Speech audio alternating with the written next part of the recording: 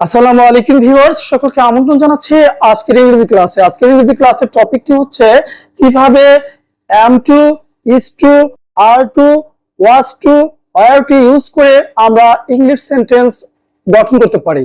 চলুন আজকের ক্লাসটি শুরু থেকে শেষ পর্যন্ত দেখি। আশা করি এই ক্লাসটি দেখলে আমরা এই সমস্ত অক্সিলারি ভার্বগুলো ইউজ করে ইংলিশে স্পিকিং করতে সক্ষম হব।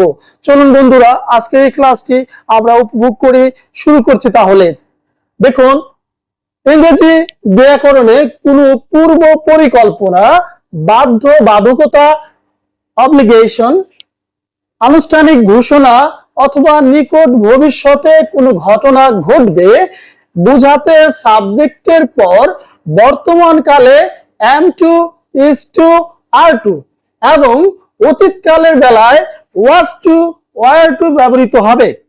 সেক্ষেত্রে আমরা একটা স্ট্রাকচার লক্ষ্য করি। স্ট্রাকচারে প্রথমত আমাদের কি হবে?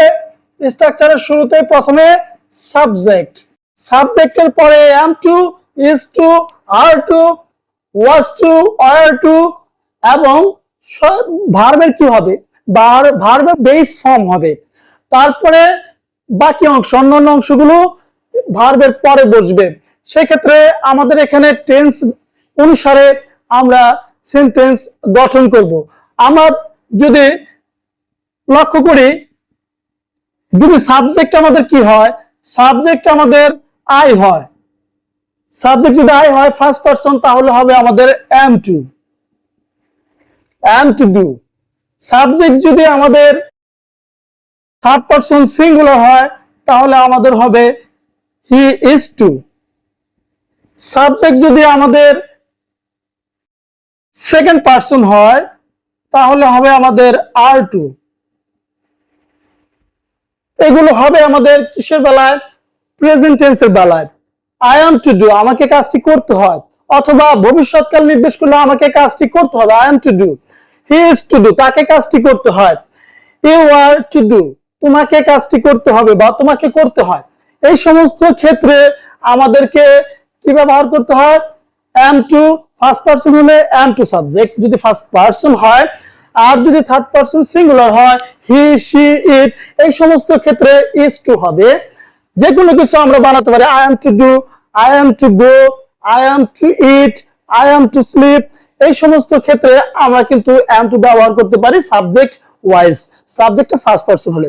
এরপর যদি সাবজেক্টটা থার্ড পারসন সিঙ্গুলার হয়, সেক্ষেত্রে আমাদের যেহেতু subject third person singular, verb singular হবে he is to do অথবা he is to go, he is to make assignment ইত্যাদি।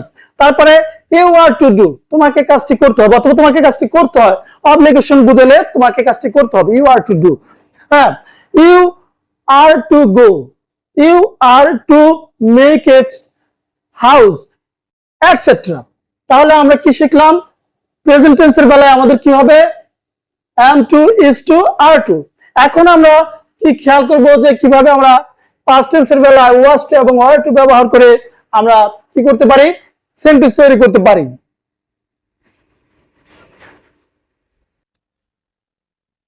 সেকেন্ড, আমাদের যদি সাবজেক্ট ফার্স্ট পারসন হয়, সেক্ষেত্রে আমাদের কি করতে হবে? was2,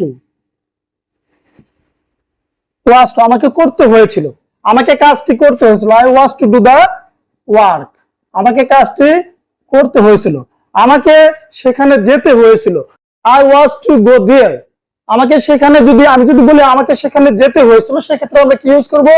I was to go there। আমাদের শুধু ফর্মুলাটা যদি মনে থাকে, তাহলে আমরা এই ফর্মুলা ইউজ করে অসংখ্য সেন্টেন্স বানাতে পারবো। I was to do the work, I was to go there, I was to meet him, আমার তার সাথে সাক্ষাৎ করতে হয়েছিল। এই সমস্ত ক্ষেত্রে অব্লিগেশন এবং ভবিষ্যৎ পরিকল্পনা এবং বাধ্যবাধকতা যদি বোঝায়, সেক্ষেত্রে আমরা was to, were to formula এবং প্রেজেন্ট টেন্সের বেলায় আমরা লক্ষ্য করেছি এই সমস্ত স্ট্রাকচার ব্যবহার করে আমরা অসংখ্য সেন্টেন্স বানাতে পারবো। আমরা যদি এখন এরকম হয়, দে হয়, থার্ড পারসন প্লুরাল নাম্বার হয়, they were to go there, তাদের সেখানে যেতে হয়েছিল। এই সমস্ত ক্ষেত্রে আমরা কিন্তু এইভাবে সেন্টেন্স বানাতে, অসংখ্য সেন্টেন্স আমরা এই স্ট্রাকচার ব্যবহার করে বানাতে পারবো। শিখবো কোনো কাজ যদি একবারে বাধ্যবাধকতা বোঝায়, ভবিষ্যৎকালে করতেই হবে, এড়ানো যাবে না, এই সমস্ত ক্ষেত্রে আমাদের আরো কিছু স্ট্রাকচার রয়েছে, আমরা সেই স্ট্রাকচারগুলো এখন শিখবো। চলুন বন্ধুরা সেই স্ট্রাকচারগুলো শেখার চেষ্টা করি। দেখুন তাহলে, have to, oblique has to, had to, must, এই ভার্বগুলো একই অর্থ প্রকাশ করে। অবলিগেশন, বাধ্যবাধকতা, কাজটি করতেই হবে। যদিও বাইরে কি হচ্ছে, বৃষ্টি হচ্ছে, আমাকে বাড়িতে যেতেই হবে। যদিও আমি অসুস্থ, তবুও আমাকে পরীক্ষা দিতেই হবে। এই সমস্ত বাধ্যবাধকতা যখন বোঝাবে, তখন আমাদের এই সমস্ত ভার্বগুলো, অক্সিলারি ভার্বগুলোর সাথে আমাদেরকে এই স্ট্রাকচার ফলো করে সেন্টেন্স তৈরি করতে হবে। যেমন, আমাকে স্কুলে যেতেই হবে, আমাকে খেতেই হবে, আমাকে কাজটি করতেই হবে, না করে পারবো না যেটা, হ্যাঁ, সেই সমস্ত ক্ষেত্রে আমরা এইগুলো ব্যবহার করে সেন্টেন্স তৈরি করব। তাহলে প্রথমত আমাদের কি হবে, আমরা সাবজেক্ট লাগবে, সাবজেক্ট, প্রথমত সাবজেক্ট, এরপরে আমরা have to, has to, had to, must, তারপরে আমরা ভার্বের সবসময় V1 মানে বেস ফর্ম, ভার্বের যে অরিজিনাল ফর্মটা সেটা, এরপরে বাকি অংশ এক্সটেনশন, এরপরে বাকি অংশ। তাহলে আমরা কিন্তু এইভাবে সাজাবো। এখন আমি বললাম আমাকে যেতেই হবে, আমি বললাম এখন আমাদেরকে যেতেই হবে। স্ট্রাকচার, এক্সাম্পল, আমাকে যেতেই হবে,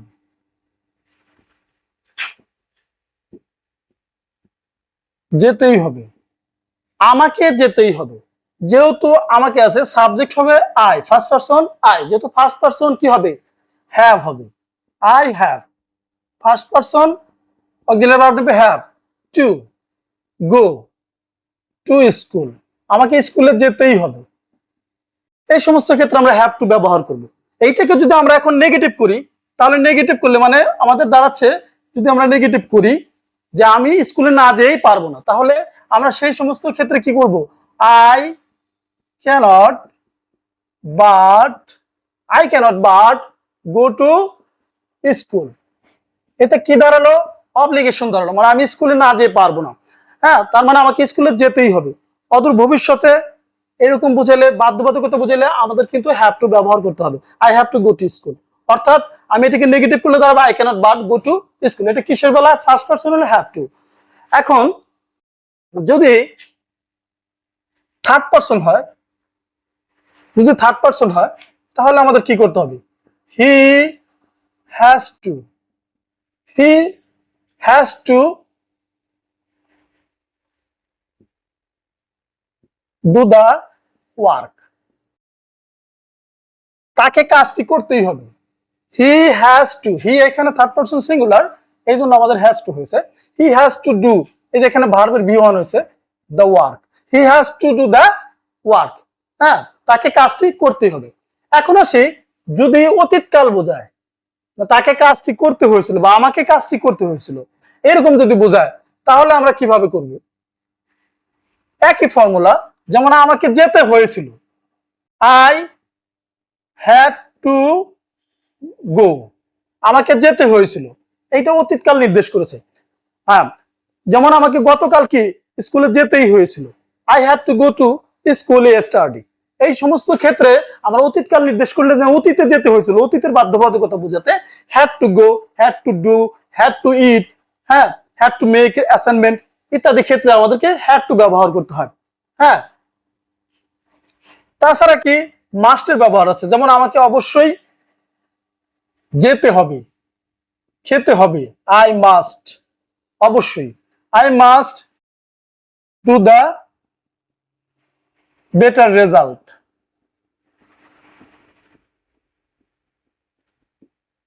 I must do the better result. এই যে ভার্বের V1, এই যে মাস্ট, বাধ্যবাধকতা বুঝাতে আমাকে ভালো ফলাফল করতেই হবে, I must do the better result, আমাকে ভালো ফলাফল করতে হবে। এই সমস্ত বাধ্যবাধকতা বুঝাতে আমাদেরকে এই স্ট্রাকচার ব্যবহার করতে হবে, এবং আমরা এই স্ট্রাকচার ব্যবহার করে কিন্তু ইংলিশ স্পিকিং প্র্যাকটিস করতে পারি। উই ক্যান প্র্যাকটিস, হ্যাঁ, use this structure in English. So we should follow this structure and we have to practice regularly so that we can speak in English fluently. Thank you for watching this class today. I'm going to finish this class, and I hope you will subscribe my YouTube channel and follow my Facebook profile and Facebook page. Thank you. Assalamu alaikum.